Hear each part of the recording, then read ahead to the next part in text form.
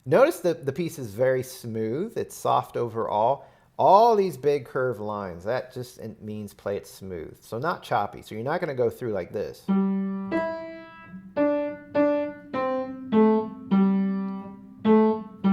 Now that is actually a good way to practice getting the right notes very clearly, hitting the notes, and good rhythms. But in the end, that's not good music. So then if you are practicing choppy, like I just played it, you want to smoothen it out and soften it. So that means just staying closer to the keys, lighter on your touch to make it soft. So that's going to make the piece sound a lot better, and that's more in character with this piece. Anyways, you may have noticed it earlier when I was playing with the count, but on page 7, the second line, it's kind of hidden there, but there is a crescendo, gradually getting louder. So when your left hand moves to this hand position right here, notice the notes are going up the piano. Well, it's very common that when you go up on the piano, you want to get louder with each note.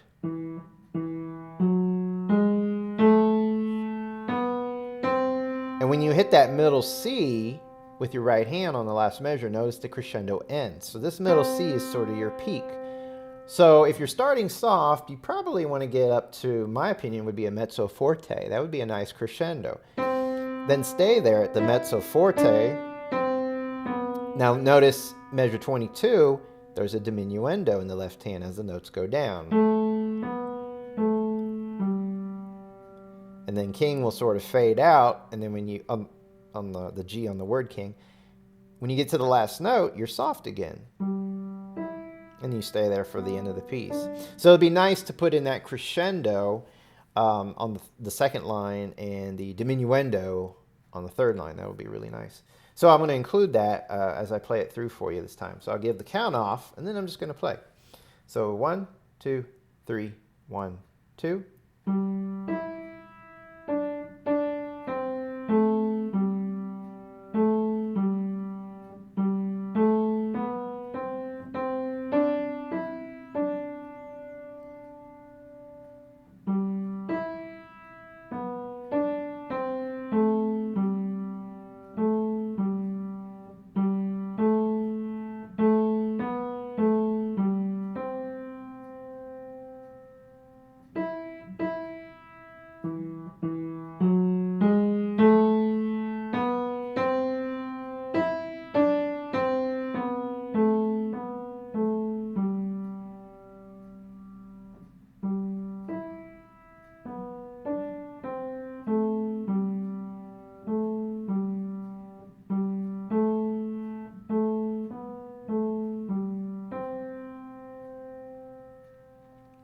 And there it is. All right, so that would be a really good tempo for this piece.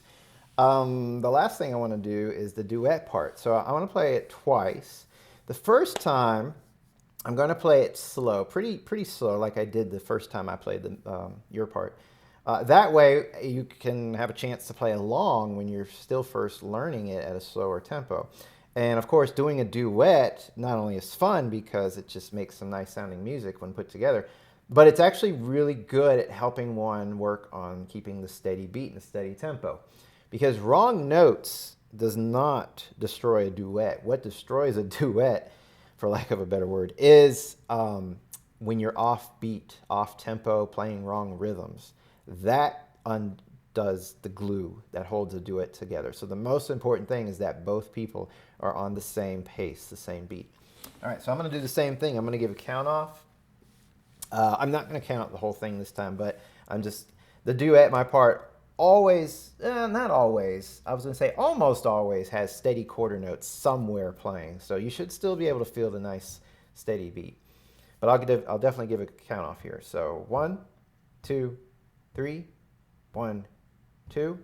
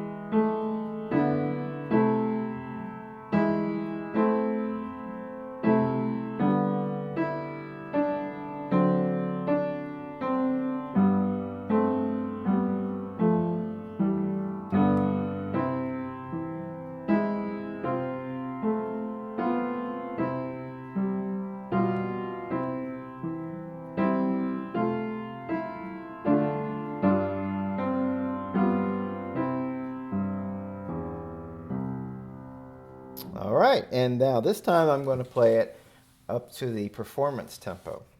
Again with the count off. So 1, 2, 3, 1, 2.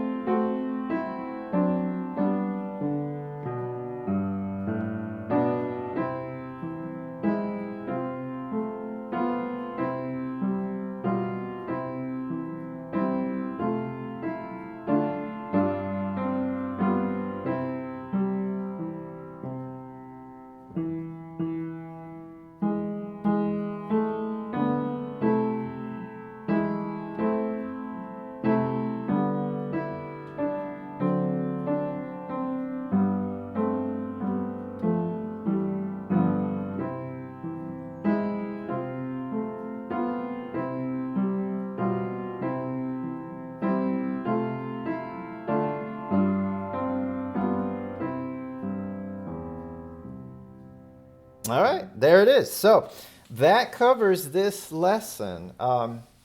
So like I said, the notes and the rhythms really aren't all that challenging in this piece. But that being said, I definitely encourage you to try it with the duet because that really tests just how precise not only your rhythms are, but your steady beat as well. Again, I find page 7, the left hand switch hand position, and including these couple of sharps here to be one of the bigger challenges of the piece. Not only getting that switch with your left hand, but adding this crescendo,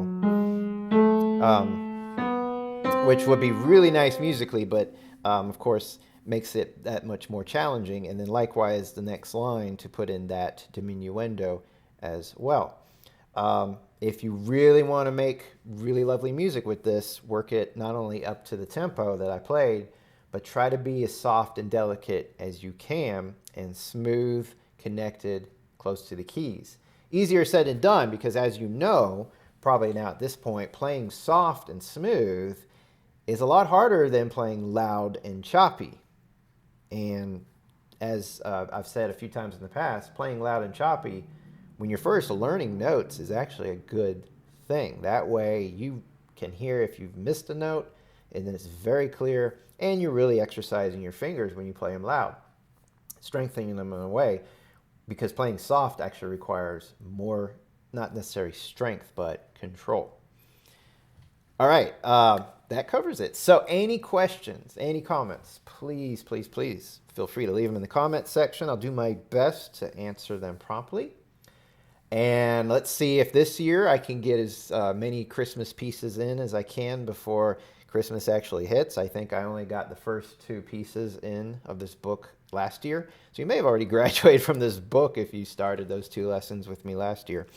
But if you're hanging around, I really appreciate that, and I look forward to doing more. And of course, I'll see you in the next lesson.